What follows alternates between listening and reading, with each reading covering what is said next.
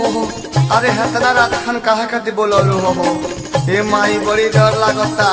हो न देखो बसवा हिलता बताओ हो रो तो बड़ू हतना रात खन रो तरू का बात बा ओहो गला मिल के ना गले मत मिलो अब तेरा हाथ में अंगूठी सगाई के लौकता हम तरह से ना बतिया बोला बोला बलू हो काहे गोरी हो तनी दोना बताए ए बोला बोला बलू हो काहे गोरी हो तनी दोना बताए डर लगता बे पूरा लोग देख सो गई अब ना होई मिलन बा जुदाई हो गई अब करो बतारू जब तहर सगाई हो गई अब करो बतारू जब तहर सगाई हो गई देखो तू ढेर रो बतारू और रो मत देखो छुओ मत हमरा के हट हमरा से दूर हट अब तू गोर धरेगा कुछ हो धर के रोबू तो हम तरह के माफ ना करे काहे से तू दोसर के हो गइलू जौना जगह पर हम हाथ लगनी वो दोसर के हाथ लागी हो अब तू बहुत ज्यादा रोत देख तू रोत तो हमरो रोवे मन हो गइल बा अबे तेरा मुड़िया पर लोर फेंक दे हम घर मुड़ी दहा जेबू बालाजी रिकॉर्डिंग स्टूडियो जादवपुर माई बाप खातिर तू छोड़ दिहलो हमके पिया संग जागोरी माँ जली हो जम के आए हाय माई बाप खातिर तू छोड़ दिहलो हमके पिया घर जाके गोरी माँ जली हो जम के जब जब देखता नी तोहके गोरी हो बड़ी आवतारो आई हाँ जब जब देखता नी तोहके गोरी हो बड़ी आवतारो आई दिलवा से नाम तहर दिल देख धो गई अब ना होई जो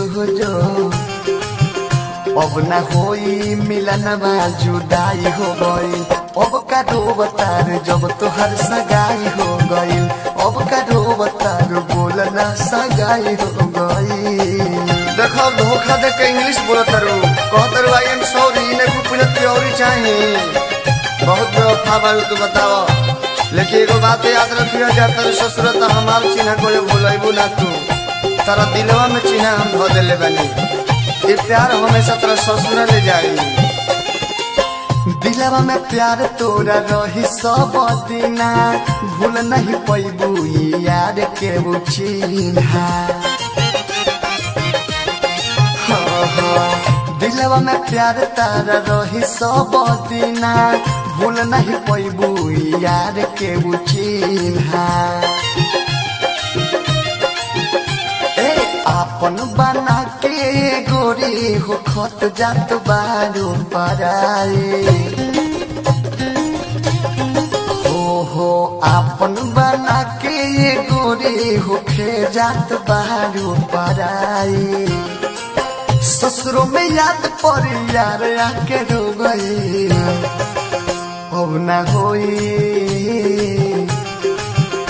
अब ना होई मिलन बा जुदाई हो गई अब का बतार पगली सगाई हो गई अब का बतार जब तोहर सगाई हो गई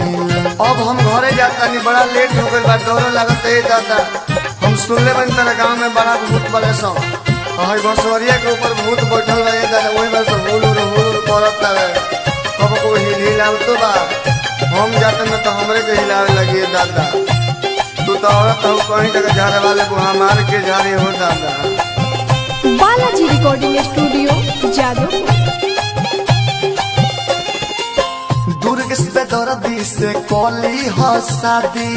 विदेशी ले यादो अब दिल से भुला दी